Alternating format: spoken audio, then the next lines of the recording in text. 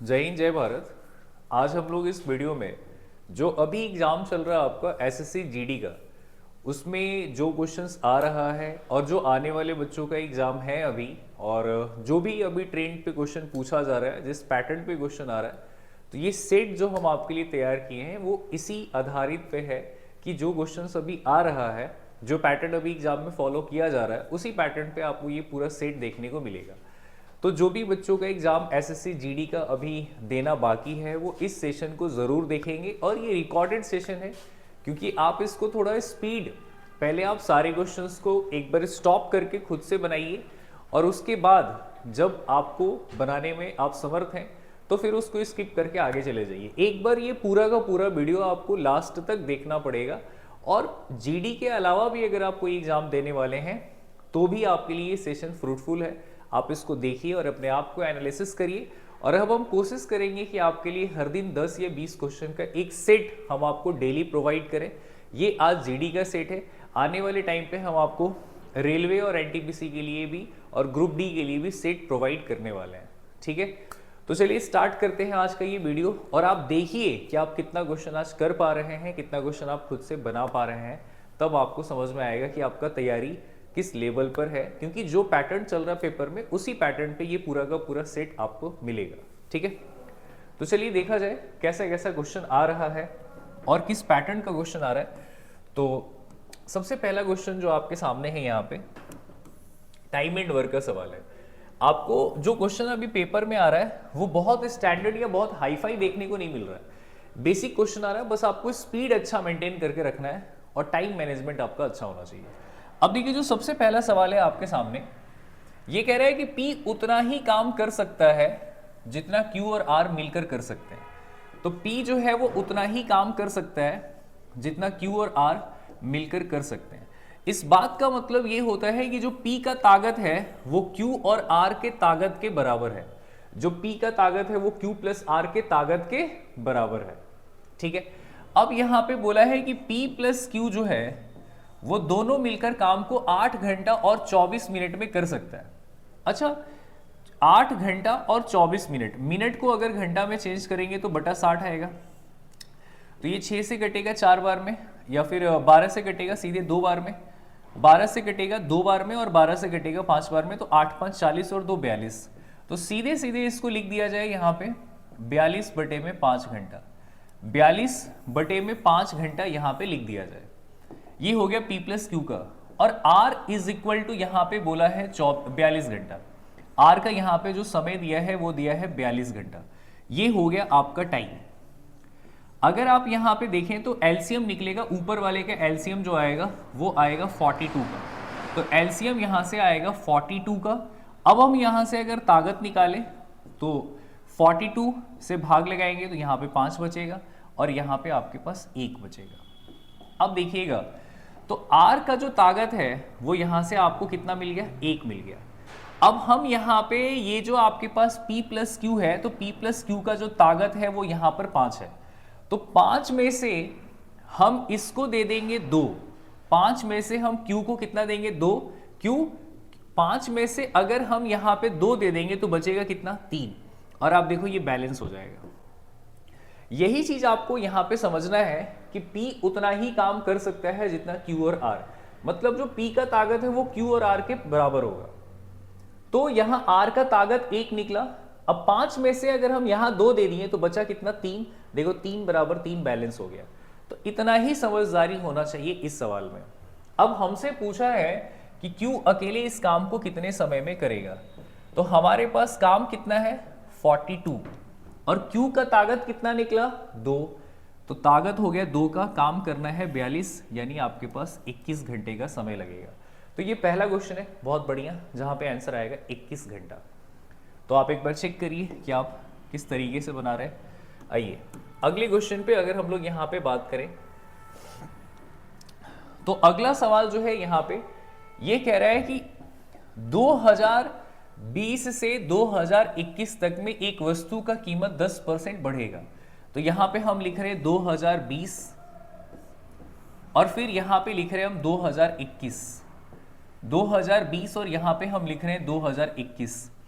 2020 से 2021 में वस्तु का कीमत 10% बढ़ेगा। चलिए मान लिया जाए कि यहाँ पे कीमत 100 है तो यहाँ 10% बढ़ेगा तो 110 आ जाएगा।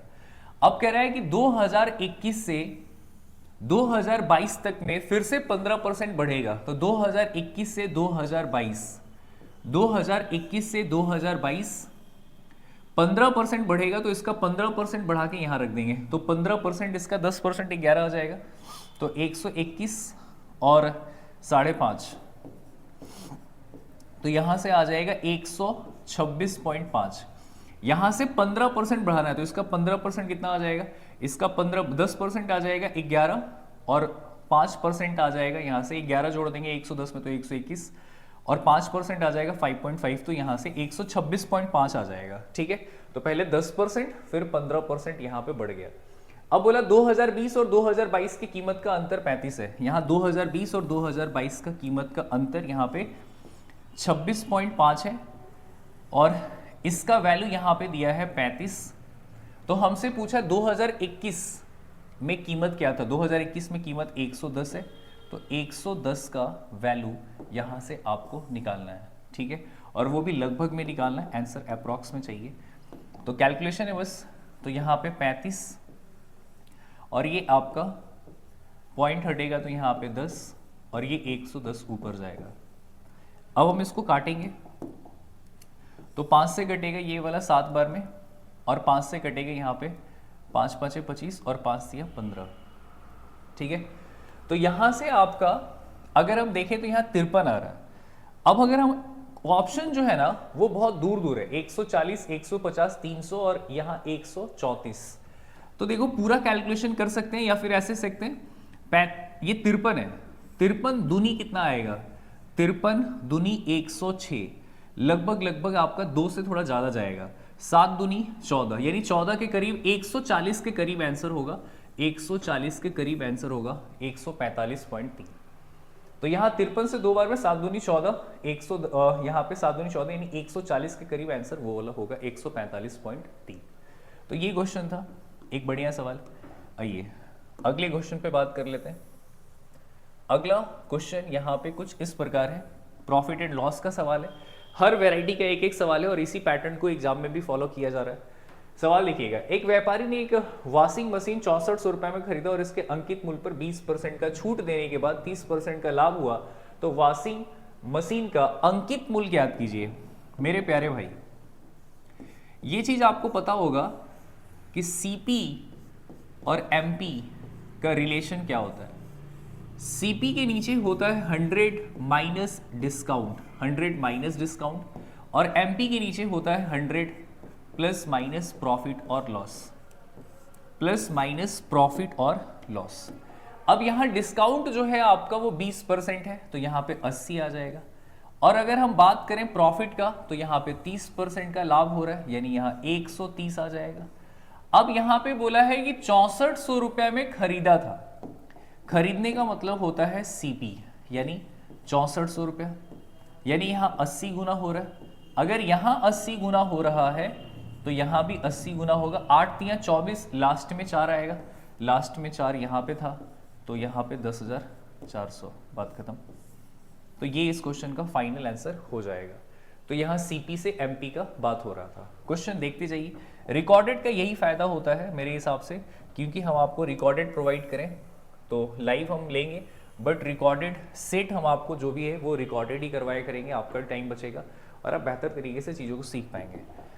आइए, यहाँ कह रहा है कि एक कार चालक 70 किलोमीटर के 4 से कार चला रहा है और एक बस 35 मीटर आगे था, 15 सेकेंड के बाद उससे 40 मीटर पीछे हो गया। देखिए यहां पर एक बस है, यहां पर एक बस है, ये बस है, और यहां पीछे एक कार था, एक पीछे यहां पर कार था, जो कितना पीछे था, तो यहां पे कार 70 की स्पीड से कार चल रहा था, इसका स्पीड जो है ये 70 किलोमीटर प्रति घंटा आया, दिया हुआ है, और ये 35 मीटर यहां पे 70 किलोमीटर चल सकता, और एक बस उससे 35 मीटर आगे था। जो बस है वो यहां पर 35 मीटर आगे था, बस जो है वो 35 मीटर आगे था।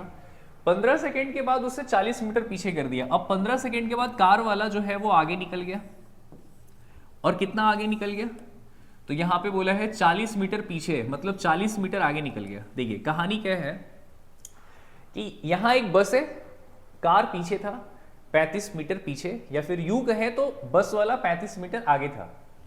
15 सेकंड के बाद कार वाला यहां से यहां पहुंच गया। 15 सेकंड के बाद कार वाला यहां से यहां पहुंच गया। 15 सेकंड के बाद कार वाला जो है वो आगे निकल गया। और कितना आगे निकल गया, 40 मीटर। तो हम कह दें मेरे प्यारे भाई कि 35 मीटर और 40 मीटर होता है 75 मीटर। तो हम ये कहेंगे कि इस पूरे 75 मीटर के लिए यहां समय लगा है 15 सेकंड। पहले तो 35 मीटर पीछे था, अब 40 मीटर आगे निकल गया, तो पूरा कहानी 75 मीटर का हो गया। और 75 मीटर में यहाँ पे 15 सेकंड, यहाँ पे 15 सेकंड। तो भाग लगा देंगे, तो यहां से अच्छा गुना कर देते हैं यहाँ पे 18/5 का, तो यहां से आ जाएगा आपका 18, स्पीड निकल जाएगा 18 किलोमीटर प्रति घंटा। लेकिन ये जो स्पीड आएगा वो रिलेटिव स्पीड आएगा, रिलेटिव स्पीड, और दोनों एक ही दिशा में जा रहा था, इसीलिए माइनस करके आएगा रिलेटिव स्पीड। अब यहाँ पे कार वाले का 70 था, कार वाले का 70 था, वो 18 इधर आके माइनस हो जाएगा। तो हमसे पूछा है बस वाले का, बस वाले को हम S2 बोल देते हैं, तो 70 में से 18 माइनस होगा तो 52 आ जाएगा, 52। तो बस वाले का स्पीड कितना था, 52। तो बस वाला 35 मीटर आगे था, अब कार वाला आगे चला गया, तो ये पूरा 75 मिनट में समय लगा है 15 सेकंड का, तो स्पीड आ गया 18। लेकिन स्पीड नहीं आएगा, वो रिलेटिव स्पीड आएगा। तो बस बात खत्म। आइए अगले क्वेश्चन पे। अगर हम यहाँ पे अगला क्वेश्चन पे बात करें एवरेज का, एवरेज से 2 सवाल पेपर में देखने को मिल रहा है, 1 से 2 सवाल डेफिनेटली आ रहा है एवरेज का। चलिए ध्यान देंगे। एक कक्षा में छात्रों का औसत वजन जो है वो 56 है। औसत वजन जो क्लास में है वो कितना है, 56। 5 लड़का और आ गया, 5 लड़का और आ गया, और उनका वजन यहाँ पे 58 था। अच्छा एक बात बताओ, इनके आने से क्या हुआ, औसत जो है हमारा वो 0.5 ज्यादा हो गया। इनके आने से औसत हमारा 0.5 ज्यादा हो गया। अच्छा एक बात बताओ, पहले 56 था, अब यहाँ पे 58 हो गया। वो 5 लड़का जो आया उसका वजन 58 था, तो कितना ज्यादा हो रहा है, 2 kg। और यहाँ पे आपका 5 बच्चा आया है, टोटल कितना आया, 5 बच्चा, हर बच्चे में 2-2 kg ज्यादा होगा, तो 5 बच्चों में टोटल कितना ज्यादा हो जाएगा, 10 kg। तो पहले वाला जो औसत है वो यहाँ पे 56 था, और अब जो नया बच्चा आया है, 5 नया बच्चा आया, 5 नया बच्चा, उसका औसत 58 है। तो यहाँ पर कितना ज्यादा हो रहा है, 2 kg, और 5 बच्चा है तो टोटल 10 kg ज्यादा हो जाएगा। एवरेज का फॉर्मूला होता है सम डिवाइडेड बाय नंबर। तो अगर हम यहां से नंबर निकालना चाहते हैं तो हम करेंगे सम डिवाइडेड बाय एवरेज। अब यहां पे आपका टोटल 10 kg ज्यादा हो गया, और हम औसत पे बात करें तो 0.5 ज्यादा हो गया। औसत पे बात करें अगर हम, तो यहां पे 0.5 ज्यादा हो गया औसत में। तो अगर हम भाग लगाएंगे तो यहां से आ जाएगा 20। भाग लगा के कितना आ जाएगा, यहां से 20 आ जाएगा। भाग लगा के यहां से कितना आ जाएगा, 20। ठीक है, यानी यहाँ पे टोटल नंबर ऑफ विद्यार्थी जो था वो 20 था। लेकिन यहाँ पे बोला है कि यहाँ पे आपसे पूछा है 5 स्टूडेंट जो है the average weight of the student increase by 5। इस क्वेश्चन में थोड़ा सा छूटा हुआ है ना, इस क्वेश्चन में थोड़ा सा छूटा हुआ है। खैर, तो यहाँ पे कक्षा में शामिल हो जाते हो, कक्षा का औसत इतना बढ़ जाता है, तो यहाँ पे ये पूछा जाएगा, यहाँ पे इस क्वेश्चन में ये पूछा जाएगा, है ना, इस क्वेश्चन में ये पूछा जाएगा कि कितने विद्यार्थी वहां पर होंगे। तो हम बोलेंगे कि टोटल यहाँ पर कितने विद्यार्थी होंगे, 20। कितने विद्यार्थी यहाँ पर होंगे, तो हम बोलेंगे 20 विद्यार्थी होंगे। या फिर हमसे पूछेगा कि पहले कितने विद्यार्थी रहे होंगे, तो पहले विद्यार्थी कितना रहा होगा, 15, क्योंकि 5 नया बच्चा आ गया, तो 5 नया बच्चा आ गया तो हो गया 20 बच्चा। लेकिन पहले कितना बच्चा था, तो 15। तो सवाल लास्ट में एक लाइन छूटा हुआ है, यहाँ पे ये पूछना चाहिए था, सवाल में छूटा हुआ है कि कितने बच्चे थे यहाँ पे, तो टोटल यहाँ पर 20 बच्चे थे। या फिर हमसे ये पूछेगा कि पहले कितने बच्चे थे, तो 15। दोनों में से कुछ भी पूछा जा सकता है। तो पहले वाला एवरेज हमारा 56 था, अब का नया एवरेज हमारा 58 हो गया। तो कितना ज्यादा हो रहा है, 2 kg। 2 kg ज्यादा हो रहा है, और 5 बच्चा आ गया तो टोटल 10 kg ज्यादा हो गया, और 10 kg ज्यादा हो गया, और औसत में कितना ज्यादा हो गया 0.5। तो भाग लगा के हम नंबर निकाल लिए कि यहाँ पे नंबर कितना है 20, यानी कितने बच्चे यहाँ पर होंगे 20 बच्चे। या फिर पूछेगा कितने पहले बच्चे रहे होंगे, पहले वाला बच्चा बताओ, तो पहले वाला 5 घटा देंगे तो 15 बच्चा होगा। कुछ भी पूछा जा सकता है सवाल में, तो एक बढ़िया क्वेश्चन है। आइए थोड़ा अगले क्वेश्चन पे। हाँ, ये भी एक बढ़िया सवाल है, चलिए ध्यान देंगे थोड़ा। यहाँ पे बोला गया है कि एक पेड़ पे कुछ तोता और कुछ कबूतर, सम पैरोट एंड सम पीजन। तो यहाँ पे एक पेड़ पर कुछ तोता और कुछ यहाँ पे कबूतर बैठा हुआ है ना, कुछ तोता और कुछ कबूतर यहाँ पर बैठा हुआ है, ठीक है, जिसका रेशियो दिया है यहाँ पे 7:9 का, रेशियो दिया है 7:9 का। यहाँ पे बोल रहा है कि 1 घंटे के बाद 8 तोता उड़ जाता है, 8 तोता उड़ जाता है, 8 तोता यहाँ से उड़ जाता है, और 6 कबूतर और 10 गोरैया आ जाता है, ठीक है। यहाँ पे बोला है कि अब यहाँ पे एक नया आ गया स्पैरो, एक नया पक्षी यहाँ पर आ गया स्पैरो। देखो 1 घंटे के बाद 8 तोता उड़ जाता है और 6 कबूतर और आ जाता है, और 10 गोरैया भी आ जाता है। गोरैया कितना आ जाता है 10, तो यहाँ 10 गोरैया आ जाता है, 6 आपका कबूतर आ जाता है और 8 तोता उड़ जाता है। और ऐसा करने से जो अनुपात है तोता और कबूतर का वो हो जाता है 1:4, 1:4। तो ये पैटर्न जो देखकर आपको दिमाग में आ जाएगा कि ये जो क्वेश्चन है ये आपका क्रॉस मेथड का है। तो यहाँ 7 से 9 हुआ था, यहाँ 1 से 4 हुआ, यहाँ 8 को उड़ गया, यहाँ 6 को और आ गया, तो हम इसमें क्रॉस मेथड लगा लेंगे। क्रॉस मेथड उम्मीद करेंगे आपको पता होगा। 7 चौक 28 और 9 एकम 9, तो यहाँ 28 और ये आपका 9, तो यहाँ से आ जाएगा 19, और यहाँ 6 एकम 6 और ये 8 चौक 32 है ना, और -32, तो ये 6 और ये माइनस और ये आपका माइनस का 32, तो यहाँ से आ जाएगा 38। आप चेक करिए डबल का रिलेशन हो रहा है, यहाँ डबल का रिलेशन बन रहा है। तो हमसे सवाल पूछा है कि तोता और गोरैया का अब अनुपात कितना होगा, तो यहाँ पे हम 2 का गुना कर देंगे पहले, तो यहाँ से आ जाएगा 14, 2 का गुना कर देंगे तो कितना आ जाएगा, तोता आ जाएगा 14, तो तोता आ जाएगा 14। लेकिन ये तोता पहले वाला है, लेकिन यहाँ किसका पूछा है, बोला तोता और गोरैया का अनुपात क्या है अभी पेड़ पे, अभी मतलब बाद वाला पूछा है। तो पहले 14 था, 8 को उड़ गया तो 6 को बचा है यहाँ पे, और यहाँ पे गोरैया तो 10 को था, तो बोला है दोनों का अनुपात बताओ, तो अनुपात यहाँ से आ जाएगा 3:5। बेहतरीन सवाल है, ठीक है। किसी भी लेवल में आप बैठिए परीक्षा में, आपको ऐसा सवाल डेफिनेटली मिल जाएगा, एकदम बढ़िया सवाल है। तो यहाँ पे -8 और +6, तो यहाँ पे पहले हम निकालें तो तोता पहले 14 था, 8 को उड़ गया, तो अब 6 को बचा है, और गोरैया अभी भी 10 को है, क्योंकि 10 को पहले वाला गोरैया नहीं पता, अभी का गोरैया 10 को है, तो रेशियो निकालेंगे 3:5 का, ठीक है। आइए थोड़ा अगले क्वेश्चन पे बात कर लेते हैं। हाँ जी, अगला क्वेश्चन देखें आप। यहाँ पे सवाल कह रहा है कि 3 वर्ष पहले 5% प्रति वर्ष चक्रवृद्धि ब्याज पर 100 रुपया उधार लिया गया था। जब ब्याज वार्षिक रूप से संयोजित होता है, यदि उधार ली गई धनराशि का वर्तमान मूल्य इतना रुपए है तो x का मान क्या था।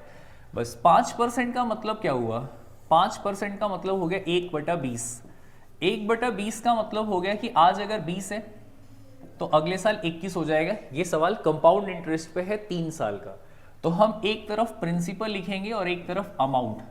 20 से 21 3 बार लिखेंगे क्योंकि 3 साल का बात है, तो 20 से 21, 20 से 21, 20 से 21, ये हो जाएगा 8000 और ये हो जाएगा आपका 9261, राइट।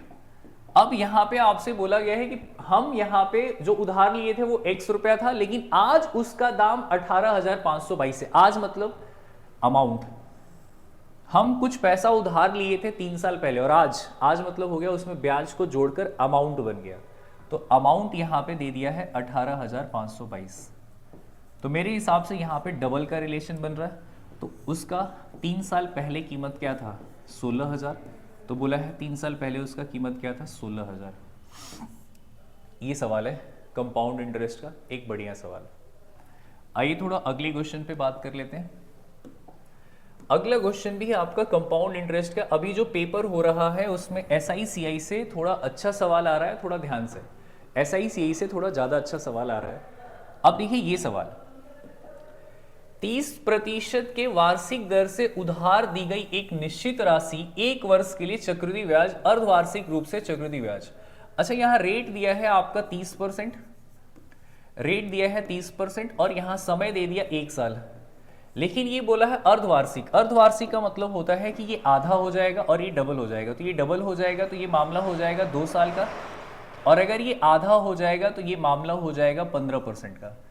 तो यहाँ CI पे बात हो रहा है, तो 15% के हिसाब से 2 साल का अगर हम CI निकालेंगे ना तो आ जाएगा यहाँ से 32.25। 32.25, 15% सक्सेसिव लगा देंगे, बढ़ेगा तो प्लस में, बढ़ेगा तो प्लस में, दोनों को गुना करके 100 से डिवाइड, तो यहाँ से आ जाएगा 32.25। ये CI यहाँ से जो आएगा वो आएगा 32.25। अब बोला 1 वर्ष के लिए साधारण ब्याज। अच्छा, अब यही रेट है, रेट आपका वही था 30% और टाइम आपका वही है 1 साल, लेकिन अब बोला यहां से सिंपल इंटरेस्ट, तो सिंपल इंटरेस्ट तो डायरेक्ट यहां से 30% आ जाएगा। सिंपल इंटरेस्ट तो यहां पे डायरेक्ट आपका 30% आ जाएगा, है ना।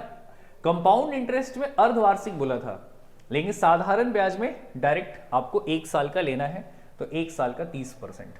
कंपाउंड इंटरेस्ट में अर्धवार्षिक था, यहां 1 साल का है।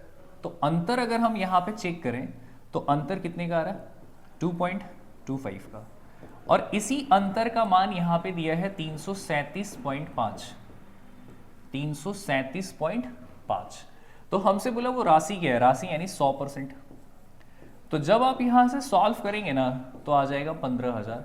अब डायरेक्ट सॉल्व कर लीजिए, तो यहां से सॉल्व करके जो फाइनल आंसर आएगा वो आएगा 15,000।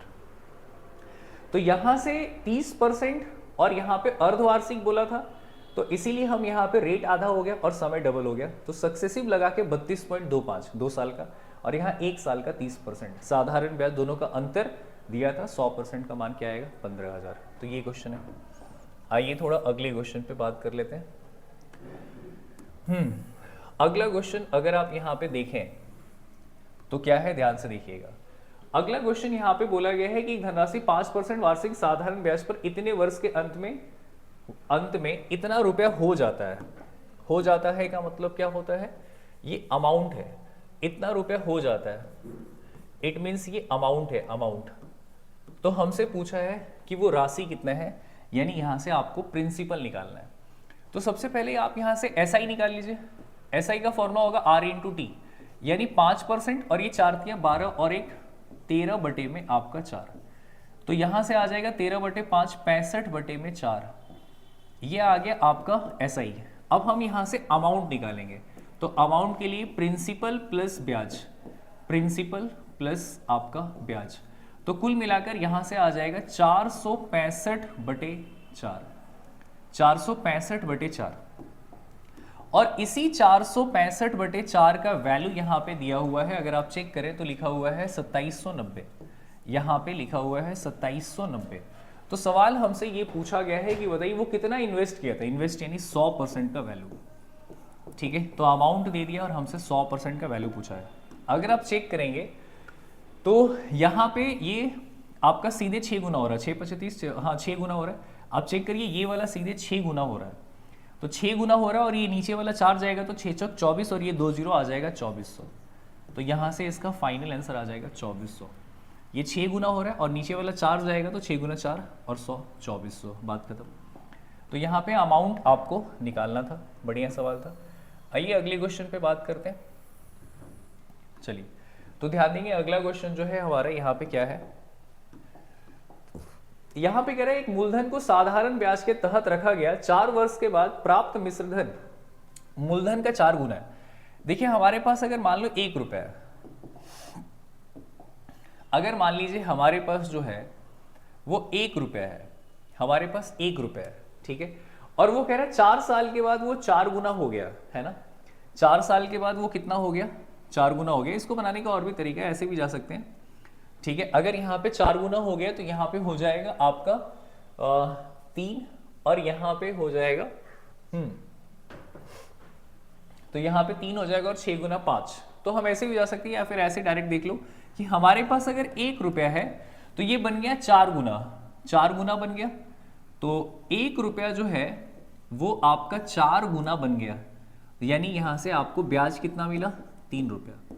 यहां से ब्याज आपको कितना मिला, 3 रुपया, और वो भी कितने साल में, 4 साल में। 4 साल में 3 रुपया का ब्याज मिला। तो बोला कितने वर्ष में हमारा पैसा जो है वो 6 गुना हो जाएगा, 6 गुना। अगर 6 गुना हो जाएगा तो बताइए ब्याज कितना मिलेगा, यहां से ब्याज मिलेगा 5, ब्याज मिलेगा यहां से 5। अब देखिए 3 रुपया ब्याज कमाने के लिए हमको लगा है 4 साल, 3 रुपया में 4 साल लगा, तो 5 रुपया में कितना लगेगा, 20/3 साल। यही सवाल पूछा गया था, आंसर होगा इसका 20/3 साल। तो ऐसे जा सकते हैं, 1 रुपया बन गया 4 रुपया, कितने साल में, 3 साल में, सॉरी 4 साल में। तो ब्याज कितना मिला, 3 रुपया। अब यहां 1 रुपया बनेगा 6 रुपया, तो ब्याज कितना मिलेगा, 5 रुपया। 3 रुपया के लिए 4 साल, तो 5 रुपया के लिए 20/3 साल। बात खत्म, ठीक है। आइए थोड़ा अगले क्वेश्चन पे बात करते हैं। अगला क्वेश्चन भी आपका सिंपल इंटरेस्ट का ही है ना। तो सिंपल इंटरेस्ट और कंपाउंड इंटरेस्ट से ज्यादा क्वेश्चन आ रहा है, इसीलिए हम भी ज्यादा लिखे हैं। चलिए ध्यान से देखेंगे। सवाल क्या है कि Raghav monthly salary is ₹18,000। Raghav का सैलरी 18,000 है। राघव 30,000 रुपए का लोन लेता है 3 साल के लिए 5% के हिसाब से। अच्छा एक बात बताओ, 30,000 रुपए का लोन लिया, 3 साल और 5% यानी 15%, तो ब्याज यहां से मिलेगा आपको 15% का। तो 15 या 45 यानी 4,500 रुपए का केवल ब्याज निकल गया। ठीक है, लोन लिया तो लोन लिया तो ब्याज तो देना पड़ेगा 4500 रुपए का। तो बोला है the amount that will pay the in simple interest year is what percent of monthly salary. तो बोला है कि जो ये ब्याज दिया है ना वो उसके सैलरी का कितना परसेंट है। तो सैलरी कितना उसका 18,000, तो सैलरी उसका 18,000 है, तो कितना परसेंट है। तो बोला है कि ये जो ब्याज दिया है वो 18,000 का कितना परसेंट है। ये देखिए 4500 से 4 बार में कट जाएगा और 4 से कट जाएगा 25 बार में, तो यहां से आपका 25% फाइनल आंसर आएगा। तो क्वेश्चन ये कह रहा था कि यहां से लोन लिया तो ब्याज दिया, ब्याज जो दिया वो उसके कमाई का कितना परसेंट है, यानी 25% है। ठीक है, आइए थोड़ा अगले क्वेश्चन पे। ये क्वेश्चन देखेंगे वेरी फास्ट, फटाफट देखिए और थोड़ा आप स्पीड करके अपने आप को एनालिसिस करिए कि आप कितना क्वेश्चंस बना पा रहे हैं। देखिए अगले क्वेश्चन पे अगर हम लोग बात करें, यहाँ पे 2 रेलगाड़ी विपरीत दिशा में चल रहा है। प्लेटफॉर्म पे खड़े एक व्यक्ति को 28 सेकंड में, 2 रेलगाड़ी है, एक व्यक्ति को 28 सेकंड में पार किया पहला वाला रेलगाड़ी, और दूसरा वाला रेलगाड़ी जो है वो 10 सेकंड में पार किया, और दोनों एक दूसरे को 24 सेकंड में पार किया। दोनों एक दूसरे को 24 सेकंड में पार किया, तो उनके चाल का अनुपात क्या है। ये क्वेश्चन एलिगेशन से बनेगा। 2 ट्रेन है, एक 28 सेकंड में पार किया और एक 10 सेकंड में पार किया, और दोनों एक दूसरे को 24 सेकंड में पार किया। Apply alligation, apply alligation. तो यहां से माइनस करेंगे तो आ जाएगा 14, और यहां से माइनस करेंगे तो आएगा 4। Then what will be the ratio, तो रेशियो आ जाएगा यहां से 7:2। तो यहां से आपसे बोला स्पीड, ये जो है टाइम है, तो जब एलिगेशन लगाएंगे तो लास्ट में हमको स्पीड मिलेगा। तो ये सवाल एलिगेशन से तुरंत बन जाएगा। तो ये क्वेश्चन है आपका। जितने भी लोग देख रहे हैं और देखेंगे वो सभी लोग आंसर बताते समय ये जरूर बताएंगे कि आप कितना क्वेश्चन सही कर पाए हैं इस पूरे सेट में। तो ये जरूर कमेंट करके बताइएगा। आइए थोड़ा अगले सवाल पे बात कर लेते हैं। अगला सवाल यहाँ पे बोल रहा है कि 25% ऑफ 400, तो 400 का 25% कितना आ जाएगा यहाँ से 100। ये कितना कम है, 40% ऑफ 510, तो 510 का 40% निकालेंगे, 4 एकम 4 और 5 चौक 20, तो यहाँ पे आ जाएगा 204। तो सवाल ये है कि ये कितना कम है, ये कितना कम है। तो आप चेक करिए, यहाँ पे सीधे सीधे आपको समझ में आ रहा है कि ये कितना कम है। तो यहाँ से 104 कम है, 104 कम है, और वो भी किससे, 204 से। 204 से 104 कम है गुना 100, तो आंसर लगभग 50% आएगा। लगभग लगभग आंसर कितना आएगा 50%, तो यही वाला ऑप्शन होना चाहिए, लगभग लगभग 50%। तो 50 आएगा या 52 आएगा? यहां से 50% निकालेंगे तो यहां से 102 आ जाएगा, 102, और ये 2 ज़्यादा है, ठीक है, तो इसका 1%, हाँ लगभग लगभग यही आएगा, 50 पॉइंट आपका 98 आना चाहिए। तो यहाँ से आप निकालेंगे 100 आएगा, और 40% निकालेंगे तो यहाँ 4 एकम 4, 5 चौक 20, 204 आएगा। तो ये कितना कम है? 500 से x% कम है, तो x का वैल्यू क्या होगा? तो ये कितना कम है? 104 कम है, और वो भी किससे? 204 से। तो इसका आधा हो जाएगा 102, 102 से वो 2 ज़्यादा है, तो लगभग लगभग ये 50% वाला फाइनल आंसर आ जाएगा, ठीक है। तो बस कैलकुलेशन है इस सवाल में, और कुछ नहीं है। आइए थोड़ा अगले क्वेश्चन पे बात करते हैं। अगला क्वेश्चन अगर हम लोग यहाँ पे चेक करें तो ये सवाल क्या है? प्रॉफिट एंड लॉस का ये भी सवाल है। सवाल कह रहा है कि 3/5 जो है वो 45% के प्रॉफिट पे, 3/5 जो है वो 45% के प्रॉफिट पे, और 1/3 जो है, 1/3 वो यहाँ पे 18% के प्रॉफिट पे, और बाकी जो यहाँ पर बच गया वो 15% के प्रॉफिट पे, बाकी जो बच गया वो यहाँ पे 15% के प्रॉफिट पे। तो आपको क्या करना है? नीचे वाला देखना, नीचे 3 है, नीचे यहाँ 5 है, तो आप टोटल पहले यहाँ पे 15 मान लो। 3 और 5 से कटने वाला नंबर टोटल कितना मान लेंगे? 15। अब 15 का अगर 3/5 करेंगे तो 5 से कटेगा, 3 बार में 9 आ जाएगा। फिर 15 का अगर 1/3 करेंगे तो यहाँ से 5 आएगा, तो 9 5 14 हो गया, बचा कितना हमारे पास? 1 बचा हमारे पास 1। अब यहाँ पे 45% का प्रॉफिट था, यहाँ पे 18% का प्रॉफिट है, और यहाँ पे आपका 15% का प्रॉफिट है। अब हम लोग एक कॉन्सेप्ट बहुत अच्छे से जानते हैं कि जब भी हमारे पास रेशियो रहेगा और परसेंटेज रहेगा तो डायरेक्ट हम लोग मल्टीप्लाई कर लेते हैं। तो डायरेक्ट यहाँ पे मल्टीप्लाई करेंगे तो यहाँ से 15 आएगा, ये 18 5 90 आएगा, 9 5 45, 5 4 9 चौक 36, और यहाँ पे आपका 4 40 आ जाएगा। 9 5 45 का 5, 4 9 चौक 36 40, तो 405 आना चाहिए। तो अगर अब हम यहाँ पे चेक करें तो ये आपका 405, और यहाँ से आप दे देंगे इसको 5, तो ये हो जाएगा 400, 500, 510 आ जाएगा। तो यहाँ से मेरे हिसाब से ये आ रहा है 510, ये कितना आ रहा है? 510 आ रहा है, ठीक है। अब यहाँ पे 510 और बटे में आपका यहाँ से 15, तो भाग लगा के हमको यहाँ पर हिस्सा मिल जाएगा। तो 510 बटे में 15 को हम लिखेंगे अगर, तो काट के लिखेंगे कितना? 5 से 15 से कट जाएगा, 15 तिया 45, 15 तिया 45, और यहाँ से 15 से काटेंगे तो 15 तिया 45 और 6 60, 15 चौक 60, तो यहाँ से 34% आएगा, और इसी 34% का वैल्यू यहाँ पे 272 दिया है। टोटल प्रॉफिट 272 था, तो इसका कॉस्ट प्राइस पूछा है 100% का वैल्यू। अगर आप चेक करें तो ये 8 बार में कट रहा है, तो यहाँ भी 8 बार में कटेगा, तो आंसर आ जाएगा 800।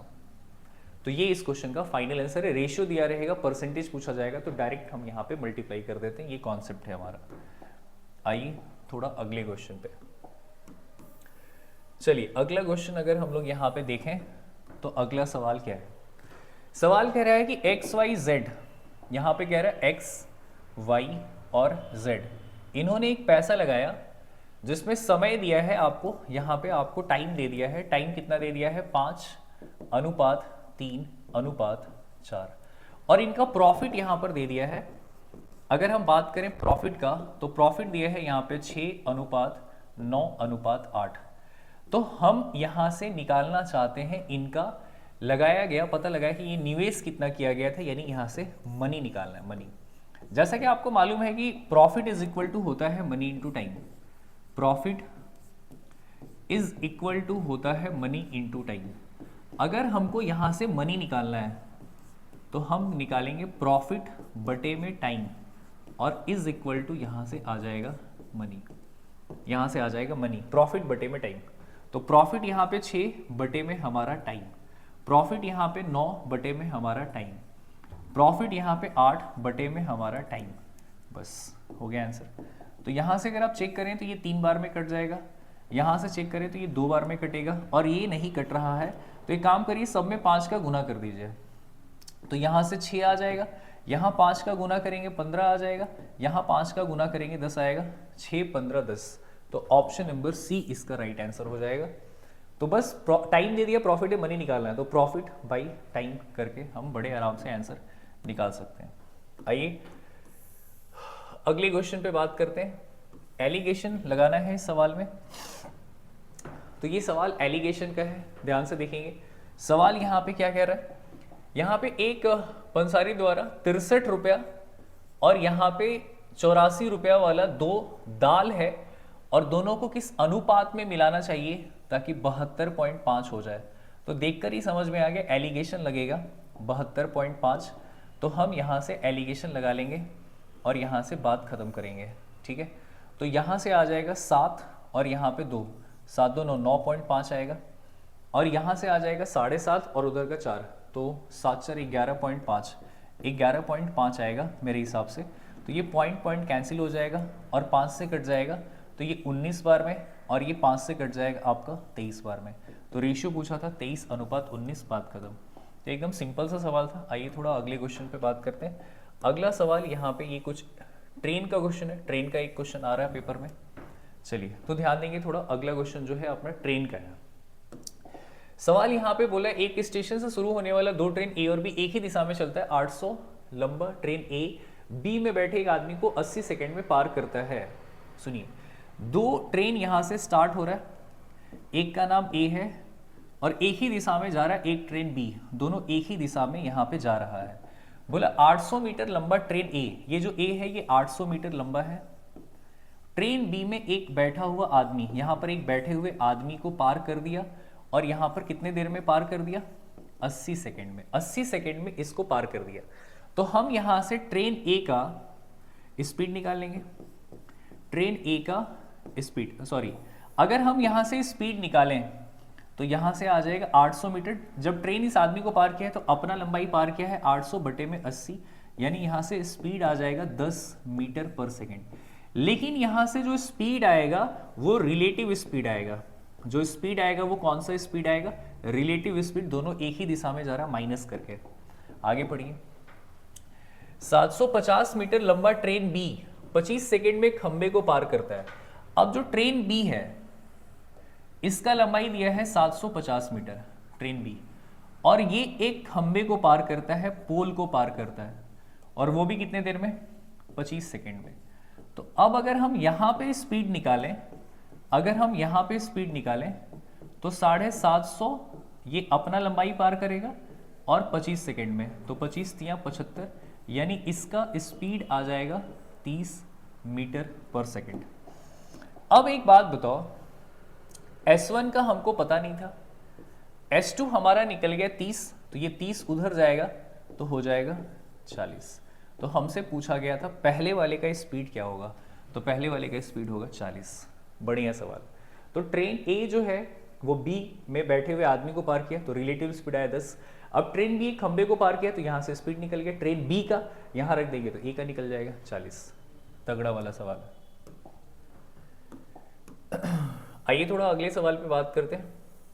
18 नंबर पे, 18 नंबर जो अपने पास सवाल है, इस क्वेश्चन पे यहाँ पे बोला गया है कि आपके पास एक नंबर है 2/3, फिर एक नंबर है आपके पास 3/5 और फिर एक नंबर है आपके पास 6/10, ठीक है। और आपसे बोला वो छोटी से छोटी संख्या का मतलब ये होता है एलसीएम। छोटी संख्या का मतलब क्या होता है, एलसीएम। तो ये कह दिया छोटी संख्या, यानी फाइंड एलसीएम, बात खत्म हुआ। तो यहाँ से एलसीएम निकाल लीजिए, तो ऊपर वाले का एलसीएम 6 आएगा। और जब भी ऐसा क्वेश्चन आएगा फ्रैक्शन में तो आपको मालूम है ऊपर वाले का एलसीएम और नीचे वाले का एचसीएफ। तो यहाँ पे ऊपर एलसीएम 6 जाएगा, एचसीएफ का मतलब होता है एक ऐसा नंबर जो सबको काटे। तो यहाँ से आपका जो एचसीएफ आएगा वो 1 आएगा। 3, 5 और 10 को काटने वाला कौन सा नंबर है, 1। तो 6/1 = 6। तो यहाँ ऊपर वाले का एलसीएम और नीचे वाले का एचसीएफ, तो 1 आ जाएगा, बात खत्म। आइए थोड़ा अगले क्वेश्चन पे बात कर लेते हैं।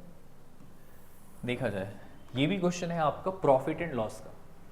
ये क्वेश्चन है आपका प्रॉफिट एंड लॉस का। सवाल देखें आप, कह रहा है 20% छूट देने के बाद शीला 2400 रुपए में एक मोबाइल फोन बेची, 20% का छूट। तो 20% का छूट कहने का मतलब हो गया, 20% का मतलब ही हो गया 1/5, यानी 5 रुपए का सामान वो 4 में बेच दी, 4 में बेच दी। और कितने में बेची? 2400 रुपए में। फिर भी 20% का लाभ कमा लेती है। 20% का लाभ मतलब 1/5, मतलब कि सीपी अगर 5 होगा तो हमारा एसपी जो होगा वो 6 होगा। ये बात समझ में आ गया? तो यहाँ पे 20% का लाभ हुआ यानी 5 से 6, यहाँ 20% का छूट है यानी 5 से 4, एसपी वहाँ 6 है, एसपी यहाँ पे आपका 4 है, तो एसपी को बराबर किया जाए। तो यहाँ पे 4 तियाँ 12 और यहाँ पे आपका 6 दूनी 12।